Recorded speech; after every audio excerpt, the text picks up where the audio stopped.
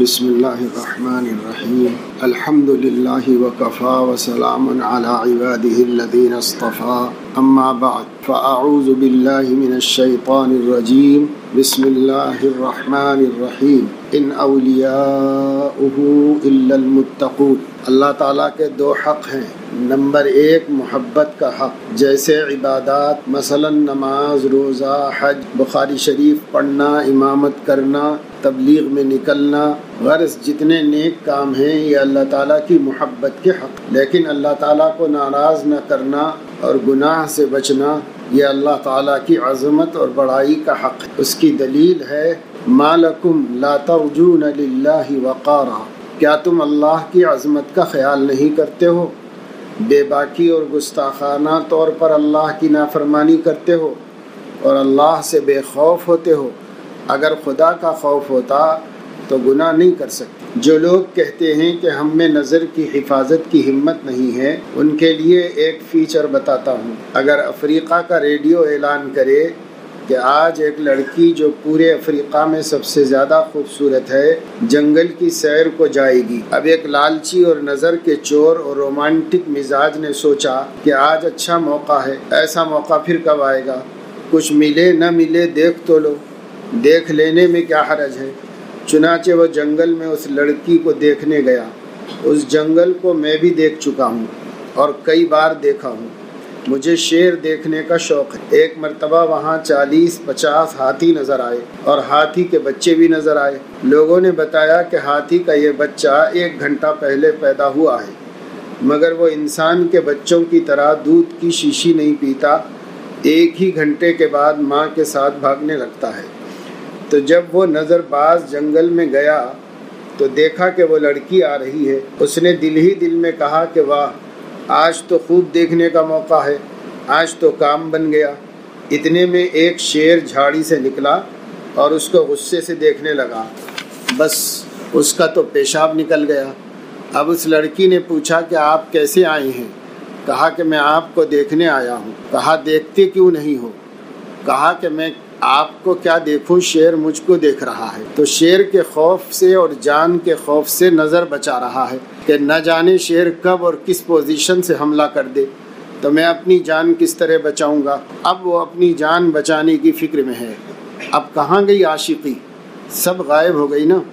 تو جو شیر کے پیدا کرنے والے سے ڈرتے ہیں، دراصل ان کے سامنے اللہ تعالیٰ کی عظمت اور بڑائی ہوتی ہے۔ جہاز پر بیٹھتے ہی یہ شخص کالی ہو یا گوری یا پنڈلی تک ٹانگ کھولی ہوئی ہو کسی کو نہیں دیکھتا۔ جو دیکھتا ہے شیطان اسے ٹانگ لیتا ہے۔ جو لڑکیوں کی ٹانگ دیکھتا ہے شیطان اس کو ٹانگ لیتا ہے۔ اللہ کے دوست کا پتہ یہاں چلتا ہے کہ یہ اللہ کا دوست ہے یا نفس کا دوست۔ اگر اللہ کا دوست ہے تو اللہ کے فرمان کو توڑ کر اپنے دل کو حرام خوشیوں سے خوش نہیں کرے گا۔ اپنا دل توڑ دے گا مگر اللہ کا قانون نہیں توڑے گا۔ بتاؤ ہم غلام ہیں یا نہیں؟ تو مالک کا حکم توڑنا اچھا ہے یا غلام کو اپنا دل توڑ کر مالک کے حکم پر فدا ہونا چاہیے؟ میں زیادہ تقریر نہیں کروں گا، آج کل میری تکلیف بہت بڑھ رہی ہے۔ میں کل ہی ملاوی سے آیا ہوں اور آج یہاں آ گیا، آرام کا موقع ہی نہیں ملا۔ پھر بھی 4 اعمال بتاتا ہوں۔ حضرت شاہ حکیم اختر صاحب نور اللہ مرقدہ ایک سفر میں ہیں۔ اس سفر کے دوران مختلف مقامات پر آپ کے جو بیانات ہوئے یہ اسی کا سلسلہ ہے۔ پھر بھی 4 اعمال بتاتا ہوں، آپ لوگ یہ 4 اعمال کر لیں تو ولی اللہ بن جائیں گے انشاءاللہ۔ اور اگر ان 4 اعمال میں کوتاہی کی تو لاکھوں سال بخاری شریف پڑھنے کے باوجود نافرمان لکھے جاؤ گے، اور لاکھوں چلے لگا کر بھی نافرمانوں میں موت آئے گی، اور لاکھوں مدرسے کھولنے کے باوجود فاسقین اور نافرمانوں کے رجسٹر سے ایگزٹ نہیں ہو سکے گا۔ اللہ نے اپنی دوستی کی بنیاد تقوی پر رکھی ہے۔ آج کل ایک بہت بڑی تعداد ہر سال نفلی حج عمرہ کر رہی ہے۔ ایک بزرگ کا شعر ہے، اے قوم بحج رفتہ کجایت کجایت، معشوق ہمیں جاست بیایت بیایت۔ اے حج کرنے والوں کہاں جا رہے ہو؟ تمہارا معشوق تو میرے پاس ہے، اللہ تو میرے پاس ہے، ادھر آؤ ادھر آؤ۔ اگر انسان ایک چلہ بھی کسی اللہ والے کے ساتھ لگا لے، تقوی سیکھ لے تو اللہ کا دوست بن جائے گا۔ تو جلدی سے 4 اعمال بتاتا ہوں اور ساری دنیا میں یہ بتاتا ہوں کہ آپ نفلی حج و عمرے کے بجائے اللہ کو ناراض نہ کرنے کی عبادت کریں. چاہے نفل نہ پڑھو لیکن اللہ پاک کو ناراض نہ کرو. ایک سانس بھی مالک کو ناراض کر کے حرام خوشی استیراد نہ کرو. ایک شخص فرض واجب و سنت مؤکدہ ادا کرتا ہے مگر ایک سانس اللہ کو ناراض کر کے دل میں حرام خوشی درآمد نہیں کرتا.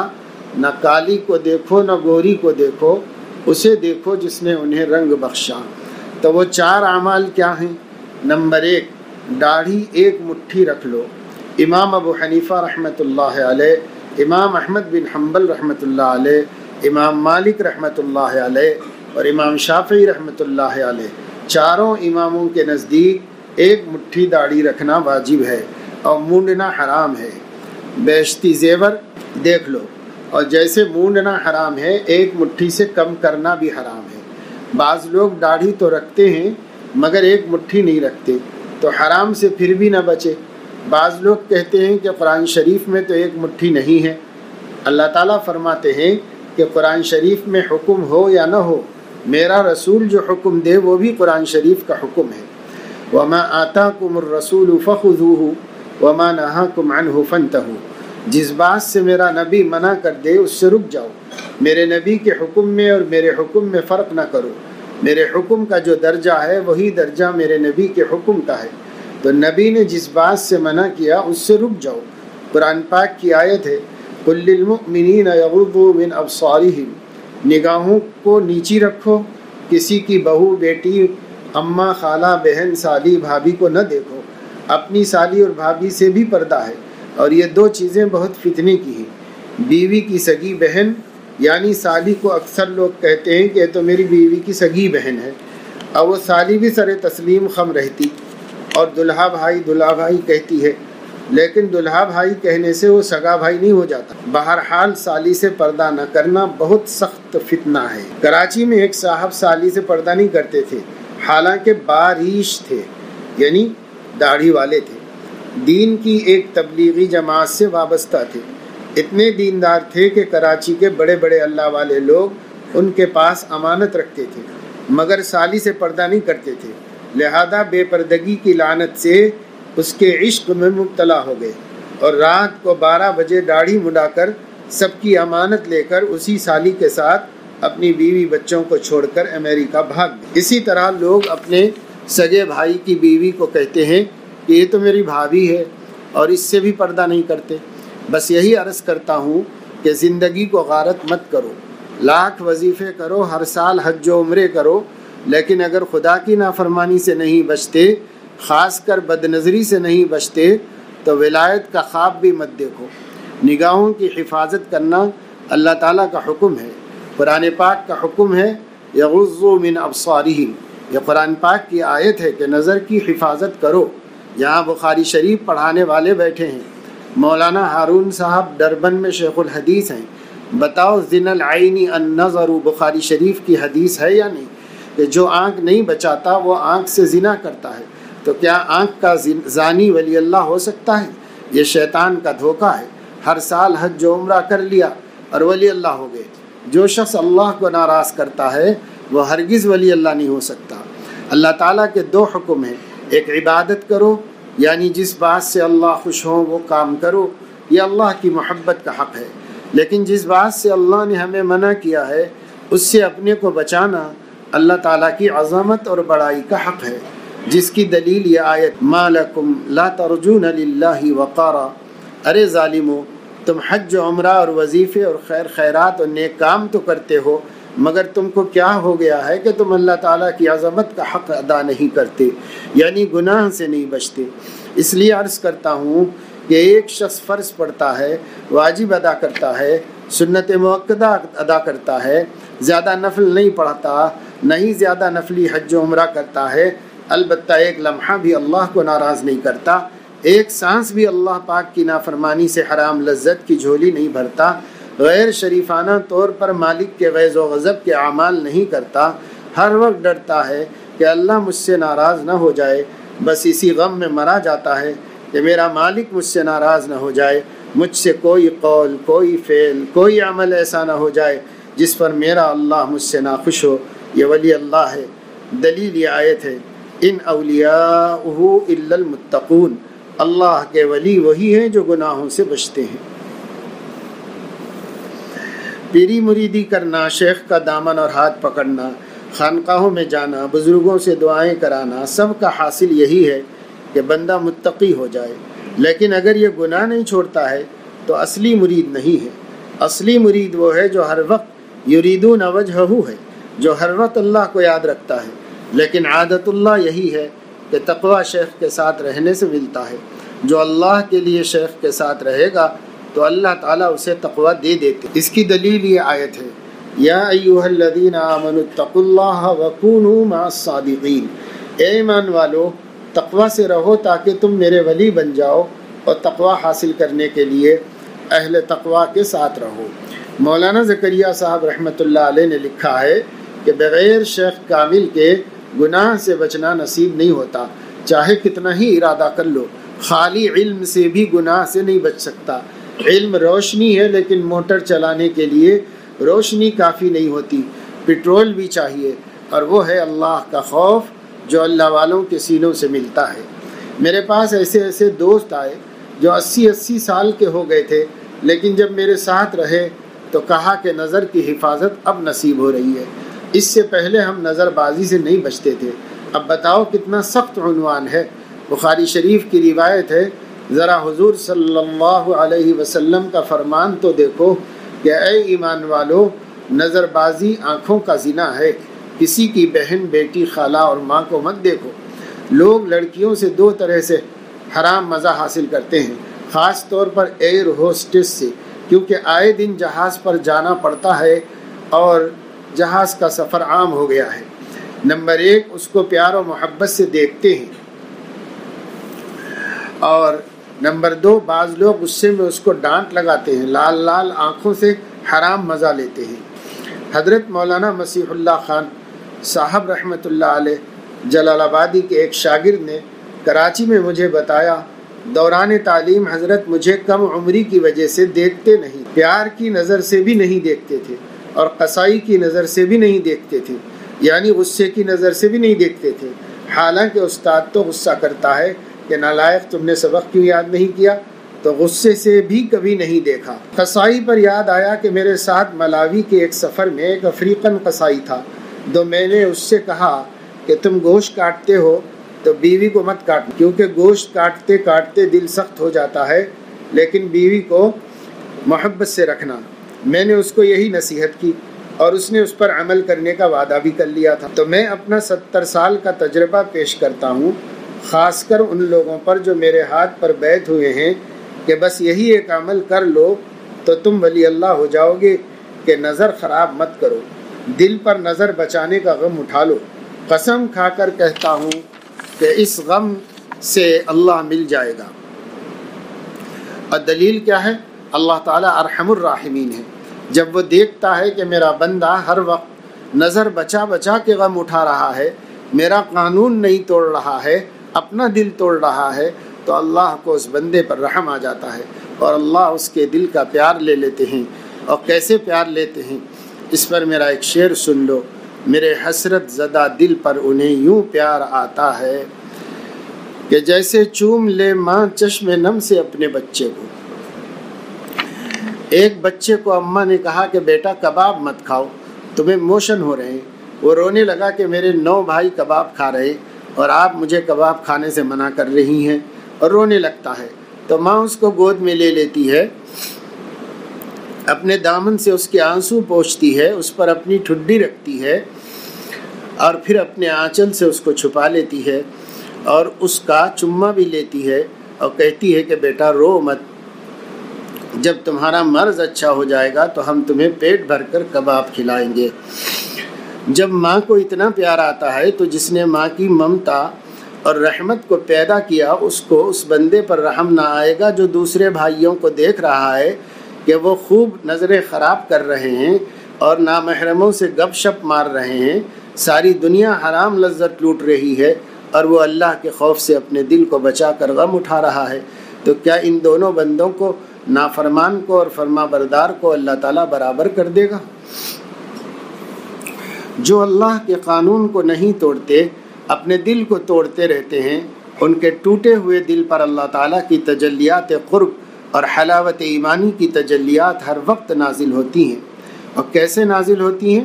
متواترہ، مسلسلہ، وافرہ، بازغہ۔ اور اس بندے کی پہچان یہ ہوتی ہے کہ جب آپ ان سے ملیں گے تو ان کے قلب کی تجلی سے آپ کو چین ملے گا، ان کے چہرے سے اور آنکھوں سے اور ان کی گفتگو سے آپ کے قلب کو سکون ملے گا۔ اور جو نظر کی حفاظت نہیں کرتا تو ایک تو حضور صلی اللہ علیہ وسلم کی بد دعا ہے، لعن اللہ الناظر والمنظور الیہ، اے خدا اس نالائق امتی پر لعنت نازل فرما جو کسی کی بہو بیٹی پر نظر خراب کرتا ہے۔ تو نبی کی لعنت جس پر پڑے گی، نبی کی بد دعا جس پر پڑے گی، اس کے چہرے پر نور کیسے آئے گا؟ اس کے واعظ میں، اس کی تقریر میں، اس کی تحریر میں نور کیسے آئے گا؟ میں کدے میں نہ خانقاہ میں ہے جو تجلی دل تباہ میں ہے۔ میں قسم کھا کر کہتا ہوں کہ نظر بچانے سے غم تو آئے گا، مگر اللہ کا ایسا پیار، ایسی حلاوت ایمانی نصیب ہوگی کہ دنیا میں اس لذت کی کوئی مثال نہیں۔ نہ بوٹی میں، نہ کھجور میں، نہ سموسے میں، نہ بریانی میں، نہ مرنڈا میں، دنیا کی کسی چیز میں اس کا کوئی مثل نہیں۔ یہاں تک کہ یہ مزہ جنت میں بھی نہ پاؤ گے۔ نظر بچا کر حلاوت ایمانی پانے کا مزہ جنت میں بھی نہیں پاؤ گے، کیونکہ جنت میں نفس نہیں ہے، وہاں احکام نہیں ہے، وہاں جزا ہی جزا ہے، سزا ہے ہی نہیں، وہاں شریعت ختم، وہاں اللہ نفس کو ایسا مزکہ اور مجلہ کر دے گا کہ کسی کو گناہ کا وسوسہ بھی نہیں آئے گا۔ لہذا جب اللہ تعالیٰ فرمائیں گے کہ اے اہل جنت کیا دوبارہ دنیا میں جانا چاہتے ہو، تو سب کہیں گے کہ ہرگز نہیں۔ البتہ کچھ لوگ ہوں گے جو کہیں گے کہ اے اللہ ہم دنیا میں دوبارہ جانا چاہتے ہیں۔ اللہ پاک فرمائیں گے کہ کیا یہاں کچھ کمی ہے؟ وہ کہیں گے کہ ایک کمی ہے، وہ یہ کہ آپ کی راہ میں گردن کٹانے اور شہادت کا مزہ لوٹنے کی یہاں کوئی گنجائش نہیں ہے، کیونکہ جنت میں کوئی کافر نہیں ہے جس کی تلوار سر پر لگے اور ہم آپ کے راستے میں شہید ہو جائیں۔ تو نظر بچانے والوں کو بھی انشاءاللہ شہادت کا درجہ ملے گا۔ حضرت تھانوی رحمۃ اللہ علیہ کی تفسیر بیان القرآن میں دیکھ لو کہ جو اپنے دل کو بری خواہشات سے بچاتے رہتے ہیں اور دل پر غم اٹھاتے رہتے ہیں اور اندر اندر خون آرزو کا دریا بہاتے رہتے ہیں، تو ان کا خون رائے گا نہیں جائے گا، یہ بھی شہیدوں کے ساتھ اٹھائے جائیں گے، اور اس شہادت کا نام شہادت باطنیہ معنویہ ہے۔ تو 4 اعمال بتانے کا میں نے وعدہ کیا تھا، اسی پر مضمون کو ختم کر رہا ہوں۔ بعض دوست ایسے ہیں جنہوں نے ہم سے کہا تھا کہ 10 منٹ سے زیادہ بیان نہ کرنا، لہذا اب جلدی جلدی 4 اعمال بیان کرتا ہوں۔ نمبر 1، تینوں طرف سے ایک مٹھی داڑھی رکھ لو، دائیں طرف سے، بائیں طرف سے اور نیچے، تینوں طرف سے ایک مٹھی داڑھی رکھنا واجب ہے۔ اور یہ جو نیچے والے ہونٹ سے نیچے داڑھی کا بچہ ہے اسے بھی نہ کٹاؤ، تو آپ کا چہرہ روحانی بیوٹی پارلر ہو جائے گا۔ اب بڑی بڑی مونچھیں نہ رکھو۔ بخاری شریف کی حدیث ہے، سرور عالم صلی اللہ علیہ وسلم فرماتے ہیں کہ داڑھی بڑھاؤ، مونچھیں گھٹاؤ۔ اور جب ایران کے 2 سفیر آپ صلی اللہ علیہ وسلم کے پاس بڑی مونچھیں رکھ کر اور داڑھی کٹا کر آئے تو آپ نے اپنا چہرے مبارک ان سے نفرت سے پھیر لیا۔ ان کی شکلیں دیکھ کر آپ صلی اللہ علیہ وسلم کو سخت تکلیف ہوئی۔ تو جب قیامت کے دن آدمی بڑی مونچھوں کے ساتھ اٹھے گا اور حضور صلی اللہ علیہ وسلم کو اس سے نفرت ہو گئی تو اس کو آپ صلی اللہ علیہ وسلم کی شفاعت کیسے ملے گی؟ اس لیے اللہ کے بھروسے پر داڑھی رکھ لو تاکہ قیامت کے دن یہ شعر پڑھ سکو، تیرے محبوب کی یا رب شباہت لے کے آیا ہوں، حقیقت اس کو تو کر دے، میں صورت لے کے آیا ہوں۔ اللہ کے پیاروں کی شکل بناؤ، شاہراہ انبیاء، شاہراہ اولیاء، انبیاء اور اولیاء اللہ کی اور اللہ کے دوستوں کی سپر ہائی وے مت چھوڑو، اور نافرمانوں اور یہودیوں اور عیسائیوں کی شکل مت بناؤ۔ ہمت سے کام لو، کوئی کچھ نہیں کہے گا۔ اگر کوئی ہنسے تو یہ شعر پڑھو، اے دیکھنے والوں مجھے ہنس ہنس کے نہ دیکھو، تم کو بھی محبت کہیں مجھ سا نہ بنا دے۔ اور یہ کہہ دو میرے حال پہ تبصرہ کرنے والوں، تمہیں بھی اگر عشق یہ دن دکھائے۔ تو چہرے کا ایک اسٹرکچر پیش کر دیا۔ اب دوسرا اسٹرکچر ہے کہ ٹخنا نہ چھپاؤ۔ امریکہ کے ہیلتھ سینٹر میں بورڈ لگ گیا ہے کہ جو ٹخنا چھپائے گا وہ پاگل ہو جائے گا۔ سردی کے موسم میں موزہ پہن لو، نیچے سے جو لباس اوپر آ رہا ہو اگر اس سے ٹخنا چھپ جائے تو جائز ہے، جیسے موزہ نیچے سے آ رہا ہے۔ اور بیٹھنے یا لیٹنے کی حالت میں بھی ٹخنا چھپانا جائز ہے، جیسے چادر، کمبل، رضائی وغیرہ اوڑھنے سے اگر ٹخنا چھپ جائے تو یہ بھی جائز ہے۔ البتہ عورتوں کا ٹخنا مت کھولنا، یہ حکم مردوں کے لیے ہے، عورتوں کو ٹخنا چھپانے کا حکم ہے۔ یہ وضاحت اس لیے کر دی تاکہ بات نامکمل نہ رہے۔ جیسے ایک مولوی صاحب نے بیان کیا کہ اگر اللہ کی راہ میں 1 روپیہ دو گے تو اس سے 10 گنا زیادہ ملے گا۔ قرآن پاک میں ہے فَلَهُ عَشْرُ أَمْثَالِهَا، لیکن مولوی صاحب نے یہ وضاحت نہیں کی کہ یہ 10 گنا زیادہ آخرت میں ملے گا۔ ایک کنجوس کے پاس 10 اشرفیاں تھیں تو اس نے سوچا کہ کسی مولوی صاحب کو دے دوں تو اللہ خوش ہو جائے گا۔ وہ جلدی سے گیا اور پیٹ کاٹ کاٹ کر جو 10 اشرفیاں جمع کی تھیں وہ ایک مولوی صاحب کو دے کر کہا کہ مولوی صاحب یہ خیرات لے لو۔ مولوی صاحب کا کیا پوچھنا کہ خیرات مل رہی ہے، سبحان اللہ۔ مولوی صاحب مقروض تھے، غریب آدمی تھے، جلدی سے خیرات لے لی۔ اب اس کنجوس نے کہا کہ اللہ میاں جلدی 100 اشرفیاں دو، کیونکہ 1 پر 10 کا وعدہ ہے۔ لیکن جب کئی دن تک اس کو 100 اشرفیاں نہیں ملیں تو مارے غم کے اس کا برا حال ہو گیا۔ جب غم زیادہ ہوتا ہے تو موشن شروع ہو جاتے ہیں، تو اس کو دست شروع ہو گئے تو وہ باہر موشن کرنے کے لیے گیا، کیونکہ گاؤں کا رہنے والا تھا۔ وہاں ایک پہاڑی سی تھی، اس میں گاؤں والے پاخانہ کرتے تھے۔ گاؤں والوں کی عادت ہوتی ہے کہ ضرورت سے فارغ ہوتے ہوئے انگلی سے یا تنکے سے زمین کھودتے رہتے ہیں، تو وہ بھی ایسے ہی زمین کورید رہا تھا۔ اچانک ایک تھیلا نظر آیا۔ کسی زمانے میں وہاں کسی نے اشرفیاں دفن کی تھیں، وہ اسے مل گئیں، تو اس نے مارے خوشی کے استنجا بھی نہیں کیا اور جا کے اس مولوی صاحب کو کسی اور گاؤں میں پکڑا اور عین بیان کے وقت کھڑا ہو گیا اور کہا کہ مولوی صاحب تم نامکمل بیان کرتے ہو۔ لوگوں نے کہا کہ اس کو دیکھو مولویوں کا استاد بنا ہوا ہے۔ تب اس نے کہا کہ جب بیان کیا کرو تو یہ بھی کہا کرو کہ 1 کے 10 تو ملتے ہیں، لیکن مروڑے بھی غضب کے آتے ہیں، یعنی موشن بھی لگتے ہیں، پیٹ میں درد بھی ہوتا ہے، درد کو اردو میں مروڑ کہتے ہیں۔ تو ہر وہ لباس جو اوپر سے آ رہا ہو اس سے ٹخنا چھپانا حرام ہے۔ یہ سرور عالم صلی اللہ علیہ وسلم کا فرمان ہے۔ یہاں علماء بھی بیٹھے ہیں، میں بہت مدلل بات کہہ رہا ہوں۔ حدیث میں ہے ما اسفل من الکعبین من الازار فی النار، لباس کا جتنا حصہ ٹخنے سے نیچے ہوگا تو جسم کا اتنا حصہ جہنم میں جلے گا۔ فتح الباری شرح بخاری 14 جلدوں میں ہے۔ اس میں علامہ ابن حجر عسقلانی رحمۃ اللہ علیہ نے فیصلہ لکھا ہے فإن ظاہر الحدیث يدل على تحریم الاسبال، تمام حدیثوں کو سامنے رکھنے سے ثابت ہوتا ہے کہ ٹخنا چھپانا حرام ہے۔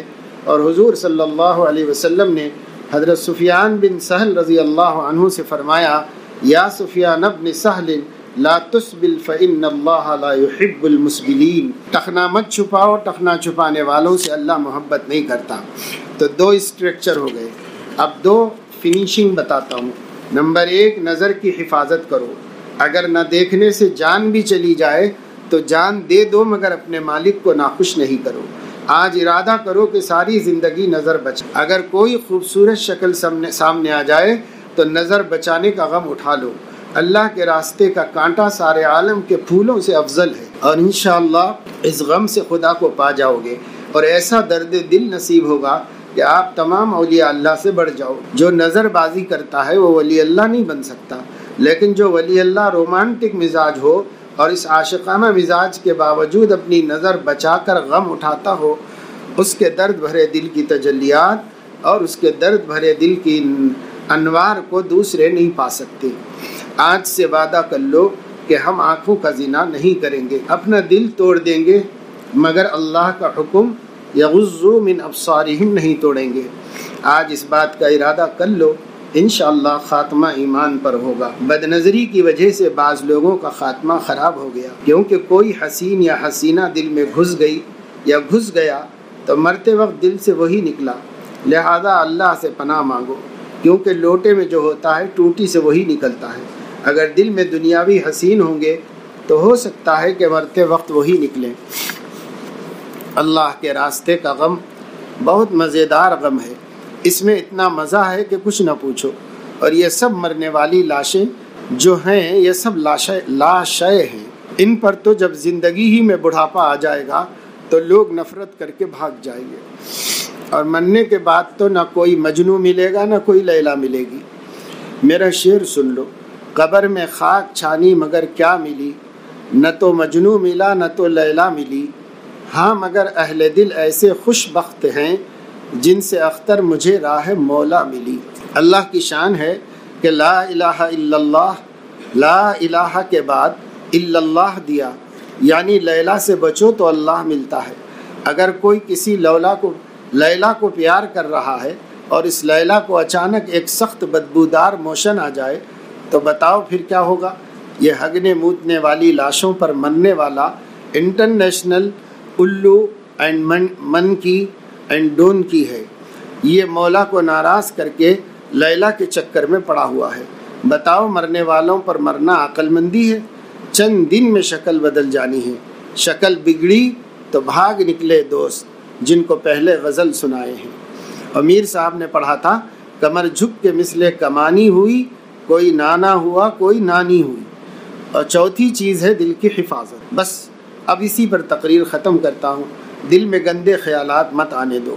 کبھی شیطان ایسا الو بناتا ہے کہ پرانے گناہ یاد دلاتا ہے کہ تم نے بچپن میں یا جوانی میں یہ گناہ کیا تھا، اب اس کا مزہ یاد دلا رہا ہے. ایسے میں فوراً لاحول پڑھ کر میرا شعر پڑھ لو. ہم ایسی لذتوں کو قابل لعنت سمجھتے ہیں جن سے رب میرا اے دوستو ناراض. اللہ کو ناراض کر کے حرام لذت پہ مر رہا ہے، اور مرنا برائے لیلا ہے.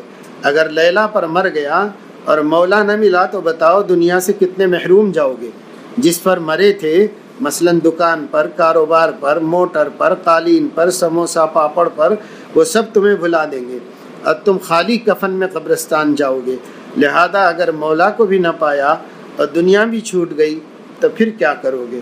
اگر اللہ کو حاصل کرو اور تقوی سے رہو تو انشاءاللہ مولا کے پاس مولا کو ساتھ لے کر جاؤ گے. پھر اس سے بڑھ کر کون مالدار ہوگا؟ نظر بچانے کا یہ میں نے بہت مشکل پرچہ پیش کیا ہے. اللہ اپنی راہ کو ہم سب پر آسان فرما دے. نظر بچانے پر ہم کو حلاوت ایمانی عطا فرما دے. اے مولا سب گناہوں سے ہم کو بچا. نافرمانی کی حالت میں موت سے مجھ کو، میری اولاد کو، آپ کو اور آپ سب کی اولاد کو بچا لیجئے. بس یہ 4 اعمال جو بتائے ہیں ان سب پر عمل کر لو، پھر آپ مجھے دعائیں دو گے، کیونکہ یہ اللہ تک پہنچنے کا شارٹ کٹ راستہ ہے. آؤ دیار دار سے ہو کر گزر چلیں، سنتے ہیں اس طرف سے مسافت رہے گی کم. نظر بچانا بہت شارٹ کٹ راستہ ہے. حرام عادتوں کو پھانسی دے دو گے تو اللہ ایسے جذب فرمائے گا کہ آپ حیران رہ جائیں گے کہ میں اتنا نالائق تھا اور اللہ نے مجھے اتنا قرب عطا. مخلوق بھی آپ پر تعجب کرے گی کہ اس کی تقریر میں اب کیسا اثر آ گیا ہے. آج سے مرنے والوں پر مرنا ہمیشہ کے لیے چھوڑ دو اور کسی کا فرسٹ فلور مت دیکھو، ورنہ گراؤنڈ فلور سے پالا پڑے گا، اور گراؤنڈ فلور میں آگے سے عرق گلاب نہیں پاؤ گے، پیچھے سے زعفران نہیں پاؤ گے. بس ایک نصیحت سن لو کہ اپنے مولا کو ناراض کر کے اپنے قلب میں حرام خوشیاں لانے کی غیر شریفانہ حرکت مت کرو. اگر انسان ہو، اگر شرافت و حیا ہے، میں چیلنج کرتا ہوں کہ اگر حیا ہے، کچھ شرم ہے، تو جس کی کھاتے ہو اس کی روٹی کھا کر ان کو ناراض مت کرو. اللہ ہم سب کو اس کی ہمت اور توفیق دے. آمین. وآخر دعوانا الحمد للہ رب العالمین وصلی اللہ علی النبی الکریم. تو بہت احتیاط سے حضرت سے کہا گیا تھا کہ 10 منٹ سے زیادہ بات نہ کریں، کیونکہ صحت ناساز تھی، سفر طویل تھا. لیکن پھر بھی اہل اللہ جب اللہ کے بندوں کی محبت میں ان کی ہدایت اور ان کی صلاح و فلاح کے لیے بولنے کا ارادہ کرتے ہیں تو اللہ پاک جو کچھ ضروری اچھی باتیں ان کے دل میں ڈالتا ہے اس میں کمی نہیں کرتے، اس کو پہنچا دیتے ہیں. اللہ تعالیٰ ان کو اس کی طاقت بھی دے دیتا ہے. اس طرح حضرت نے یہ جو بیان کیا ہے یہ تقریباً آدھے گھنٹے میں پورا ہوا ہے.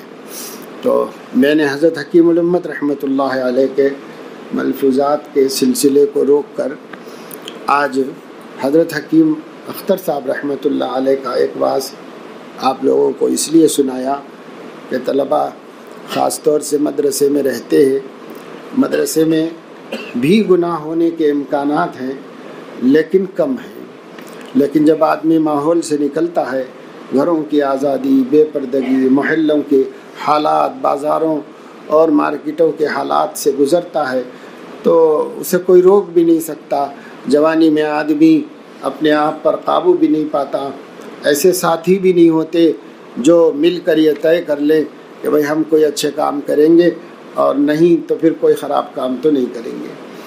تو اس وجہ سے گھروں میں جانے کے بعد بہت مشکلات میں پڑ جاتے ہیں، اور بعض طالب علم پڑھنے لکھنے کا بہت اہتمام کرتے ہیں تو بڑا وقت ان کا کتابوں کے ساتھ ہی گزر جاتا ہے، لیکن چھٹیوں میں موبائل کے ساتھ گزرتا ہے، اسمارٹ فون کے ساتھ۔ اسمارٹ فون شش ماہی کی چھٹیوں میں چھپوا کر آپ لوگوں کو تقسیم کیا گیا، بہت اچھا، خوبصورت اور بہت پیسہ خرچ کر کے آپ لوگوں کو دیا گیا ہے۔ وہ اس لیے کہ پھر آپ سالانہ کی چھٹی میں جائیں تو اس کو غور سے پڑھیں اور اس کے مضرات سے اپنے کو بچانے کی کوشش کریں۔ اور یہ بیان میں نے اس لیے سنا دیا کہ اس دور میں بہت سے گناہوں کے اسباب ختم ہو گئے ہیں، اس میں لوگوں کو دلچسپی نہیں رہی۔ اب جو گناہ ہیں وہ شراب و کباب کے اور جو ہے زناکاری اور بدکاری کے ہیں، اور اس کے لیے جو اسمارٹ فون ہے وہ بہت ہی زہر حلاحل ہے، جس سے آدمی کا جینا مشکل ہے، بچنا مشکل ہے۔ ایسا زہر جس کا تریاق تلاش نہیں کر سکے علماء کرام، ایسا زہر ہے یہ۔ اس زہر سے اپنے آپ کو بچانے کے علاوہ کوئی رستہ نہیں۔ اگر تریاق ہوتا ہے تو چلو زہر کی کوئی ہمت کر لے کہ اس کے بعد تریاق لے کے آئے، لیکن ابھی تک علماء کوئی بھی نہیں بتا سکا، نہ دنیا کے ماہر نہ دین کے ماہر، کہ اس اسمارٹ فون کے مضر پہلوؤں کا تریاق کیا ہے۔ وہ تو زہر ہے، یہ ثابت ہو گیا، لیکن اس کا تریاق کیا ہے؟ تا تریاق از عراق آوردہ شود، مار گزیدہ مردہ شود۔ اس لیے یہ مار ہے، یہ ناک سانپ ہے جو آپ کو ڈس رہا ہے، تو اس کے زہر سے بچنا مشکل ہے۔ اس لیے دین، دیانت، تقوی، پرہیزگاری، دین کے بڑے بڑے مناصب پر پہنچ کر، بڑے بڑے خدمات جلیلہ عالیہ کے اوپر پہنچ کر بھی اس سے اگر نہیں بچ سکے، نظر کی حفاظت نہیں کر سکے، آنکھوں کو، کانوں کو، زبان کو زنا سے نہیں بچا سکے، تو پھر زنا حقیقی میں بھی پہنچنے کا خطرہ ہو جاتا ہے، چاہے کتنے بڑے بڑے مقامات و مرتبے پر آدمی پہنچ جائے۔ اس لیے کہ نفس جو ہے، دل جو ہے، وہ دل ہی تو ہے نہ سنگ و خشت، درد سے بھر نہ آئے کیوں۔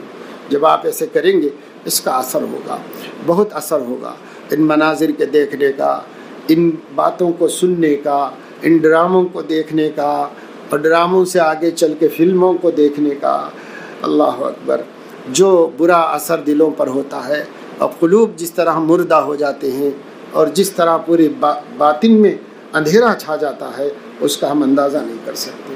اس لیے بھائی، مبتلا مصیبت ہو کے پچھتانے کے بجائے اہل اللہ ہمیں سیدھا رستہ دکھا رہے ہیں اور بتا رہے ہیں کہ تھوڑی ہمت کر لو، مبتلا ہی مت ہو اس کے اندر، اس لیے کہ جو گڑھے میں گرا نکل بھی سکتا ہے، نہیں بھی نکل سکتا ہے، اس لیے گڑھے میں گرنے کا خطرہ مولتے ہی کیوں ہو۔ تو یہ طے کرو کہ ان اہل اللہ اور بزرگان دین جنہوں نے اپنی پوری کی پوری زندگی امت مسلمہ کو اور بالخصوص اہل دین کو تقوی و طہارت پر لانے میں گزار دی، اور اللہ کے لاکھوں بندے متقی بنے، پرہیزگار بنے، ان بزرگوں کے صدقے طفیل میں اللہ تعالی ہم لوگوں کو بھی جو زندگیاں باقی ہیں ہر قسم کی گندگیوں سے محفوظ رہنے کی توفیق عطا فرما دے۔ اللہ سے مانگنا، دعا بھی کرنا، کوشش بھی کرنا۔ اگر آپ نفس کے حوالے ہو جائیں گے، نفس تو کبھی ہمیں صحیح رستہ نہیں دکھائے گا۔ ان النفس لامارۃ بالسوء، جب اللہ نے فرما دیا تو اس کے خلاف کون بول سکتا ہے؟ اس کا کام ہی ہمیں برائی میں ڈالنا ہے، لہذا شیطان کا کام بھی برائیوں میں ڈالنا ہے اور نفس کا کام بھی برائیوں میں ڈالنا ہے، اور یہ دو دشمن ہیں، ان دو دشمنوں کے ساتھ مقابلہ ہے، زندگی بھر کا مقابلہ ہے، آخر وقت تک کا بھی مقابلہ ہے۔ اس میں مسلسل ہم کو اللہ تعالیٰ سے ڈرنا چاہیے۔ اس واسطے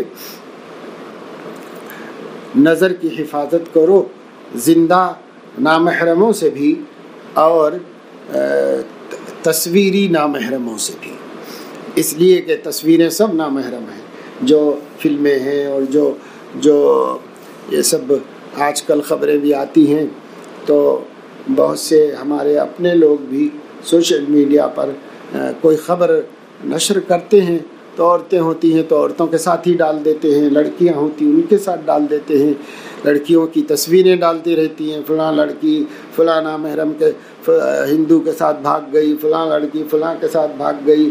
بھائی صرف اس کی خبر دے دینا بھی کافی ہے، لیکن وہ لوگ تصویروں کے ساتھ ڈالتے ہیں۔